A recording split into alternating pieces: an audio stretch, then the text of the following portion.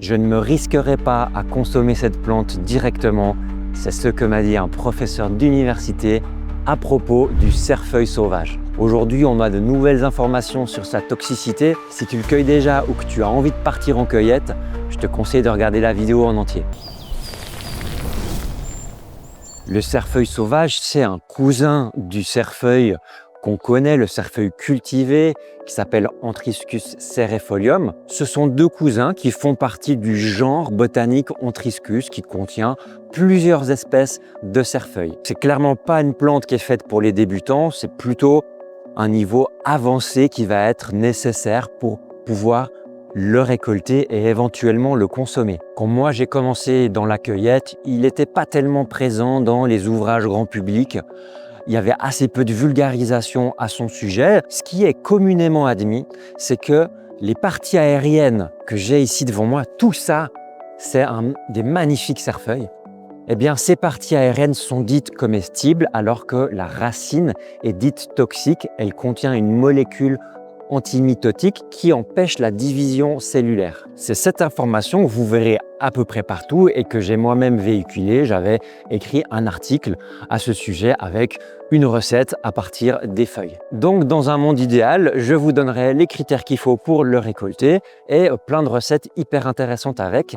Mais il y a un petit mais qui est venu se glisser dans l'histoire. Pour moi, c'était l'année passée. J'ai eu la chance de botaniser pendant une journée avec une amie botaniste vraiment chevronnée. Le genre de personne qui connaît la flore comme sa poche. On était en train de parler de cette plante, de sa comestibilité. Je lui expliquais un peu ce que je faisais avec. Et elle, tout d'un coup, elle me dit « Mais non, attention, les feuilles sont aussi toxiques. » Et alors là, c'est un petit peu le choc. Et elle me donne une référence que je m'empresse d'aller acheter. Il s'agit des monographies sur les ombellifères de France du professeur Réduron. C'est un expert des apiacées de France qui a écrit des monographies ultra détaillées sur toutes ces plantes. Et dans la composition biochimique du cerfeuil, eh bien, on voit très clairement que la molécule toxique, elle est aussi présente dans les feuilles. Et qui plus est, lui-même, et là je cite, il le considère comme un comestible suspect. Quand un expert d'une plante nous dit que c'est un comestible suspect, eh bien ça doit nous mettre la puce à l'oreille et nous donner envie de faire un peu plus de recherche. Et c'est ce que j'ai commencé à faire. Je me suis plongé dans les études scientifiques sur cette plante et j'ai découvert qu'en fait, ça fait plus de 20 ans qu'on étudie Antriscus sylvestris pour de possibles effets anticancéreux. Et ça fait en fait 20 ans qu'on sait que les feuilles sont potentiellement toxiques. Petite parenthèse. C'est une plante qui est utilisée, qui est consommée par les personnes qui sont capables de le reconnaître.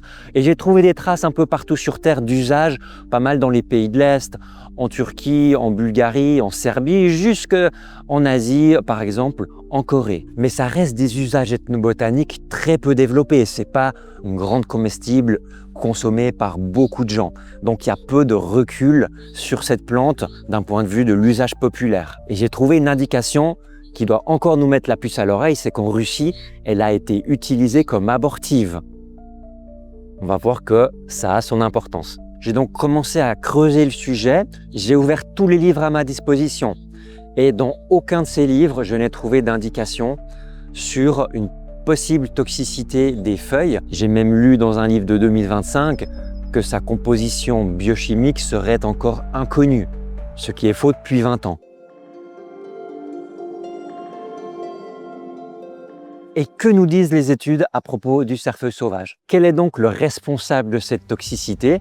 C'est ce qu'on appelle un lignane et plus particulièrement la déoxypodophylotoxine. On la trouve entre 3 et 58% dans les racines et tout de même jusqu'à 17% dans les parties aériennes.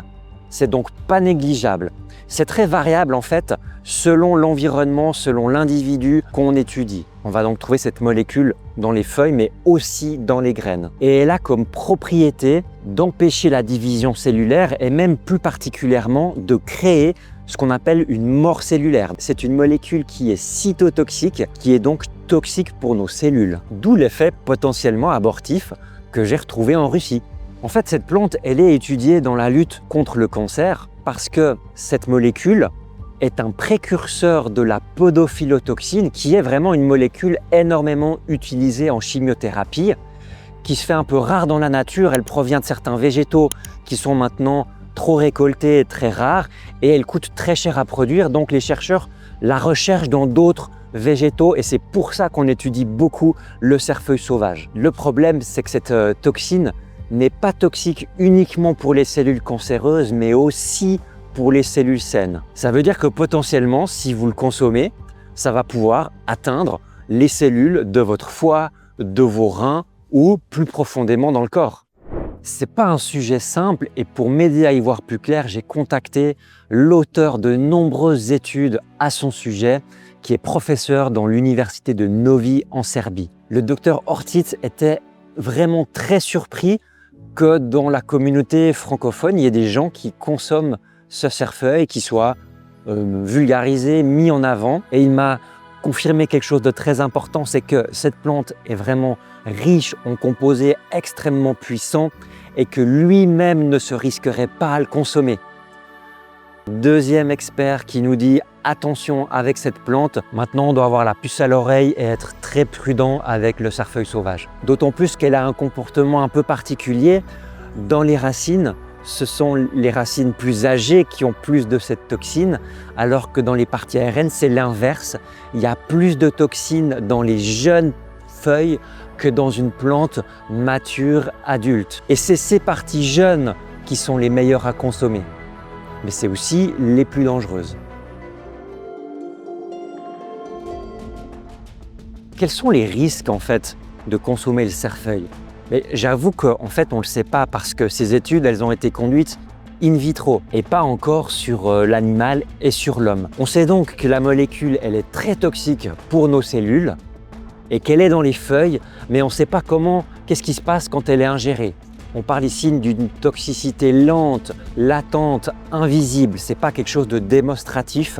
Par contre, ça peut s'infuser petit à petit si on le consomme régulièrement, se cumuler à d'autres formes de toxicité. Personnellement, en tant qu'enseignant, je le déconseille à tout le monde tant qu'on n'est pas sûr de son innocuité. C'est vraiment une plante très puissante biochimiquement. Je pense que c'est une plante un petit peu mal comprise. Visiblement, le cerfeuil a beaucoup à offrir, mais peut-être pas dans la manière qu'on pense. C'est peut-être pas le légume qu'on aimerait, mais ce sera peut-être un futur médicament.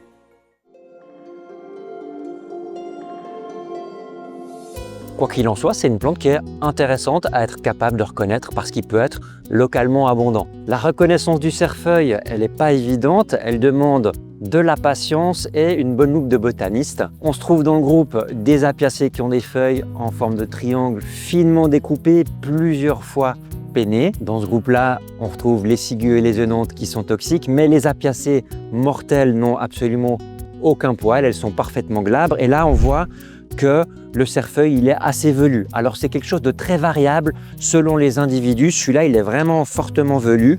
Des fois c'est beaucoup moins présent. Si vous regardez bien à l'insertion des feuilles par exemple, vous verrez des petites touffes de poils même dans les jeunes individus. Un autre point, c'est la présence de dégradés pourpres assez souvent sur les gaines, donc ces sortes de parties feuillues, là où il y a les feuilles qui démarrent. Et puis sinon, alors il y a un truc qui marche à tous les coups, c'est d'attendre la présence des fruits. Et on va remarquer qu'il n'y a pas de poils dessus, il n'y a pas de crochets.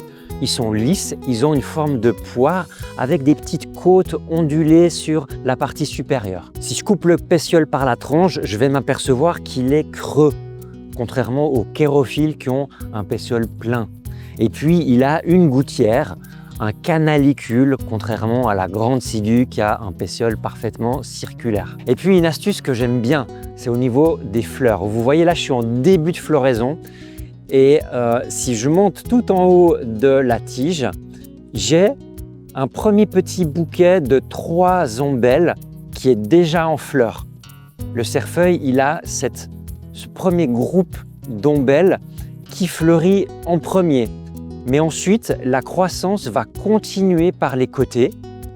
Et du coup, je vais me retrouver avec une plante beaucoup plus grande, en fleurs. Et la petite ombelle qui a fleuri en premier, elle sera déjà en fruit alors que les autres ne sont qu'au stade des fleurs. Ici, je me situe en lisière de forêt, au bord d'une prairie de fauche. C'est là où moi je le trouve le plus abondamment. Et puis, c'est une des premières apiacées à fleurir déjà durant le mois d'avril.